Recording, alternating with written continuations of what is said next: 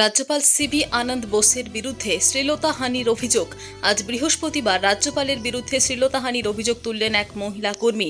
কলকাতার hair street থানায় অভিযোগ দায়ের করতে গেলেন অভিযোগকারিনী। জানা গেছে, অভিযোগকারিনী রাজভবনে কর্মরত এক অস্থায়ী কর্মী। অভিযোগকারিনী জানিয়েছেন, 2019 সাল থেকে তিনি রাজভবনে অস্থায়ী কর্মী হিসেবে কাজ করছেন। এই মুহূর্তে রাজভবনের পিস রুমে PBX-এ তিনি কাজ করেছেন। সেখানেই গত 19 তারিখ রাজ্যপাল তাকে প্রথম দেখেন। তার আরও অভিযোগ, এরপর থেকেই রাজ্যপাল নাকি কুনজরে তাকে দেখতেন। আজ সন্ধ্যায় রাজ্যপাল তাকে তার চেম্বারে ডেকে পাঠান। সেখানেই তার শ্লীলতাহানি করেন রাজ্যপাল। এরপর রাজভবনের ওসির কাছে গিয়ে এই অভিযোগ জানান মহিলা।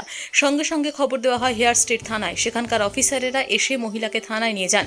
পুলিশের উচ্চপদস্থ আধিকারিকরাও থানায় পৌঁছেছেন। এই অভিযোগকে এরই মধ্যে ঘিরে চাঞ্চল্য ছড়িয়েছে প্রশাসনিক স্তরেও। রাজভবনে কর্মরত ওই মহিলার দাবি, একবার নয়, দুবার তাঁর শ্লীলতাহানি করেন রাজ্যপাল। শুধু তাই নয়, তাকে বিশ্ববিদ্যালয় অথবা রাজভবনে স্থায়ী চাকরি দেওয়া হবে বলেও রাজ্যপাল প্রতিশ্রুতি দেন, এমনও দাবি করেন ওই মহিলা। রাজভবনের পিস রুমের কর্মীর এই অভিযোগ গুরুত্ব দিয়ে দেখছেন পুলিশ আধিকারিকরা। এর আগে রাজ্যের সাংবিধানিক প্রধানের বিরুদ্ধে এমন অভিযোগ কখনো ওঠেনি। স্বভাবতই তাই এই অভিযোগকে ঘিরে চাঞ্চল্য ছড়িয়েছে।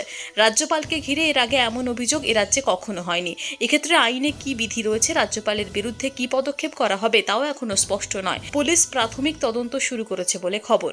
উল্লেখ্য, রাজভবন কলকাতার হেয়ার স্ট্রিট থানার মধ্যে পড়ে।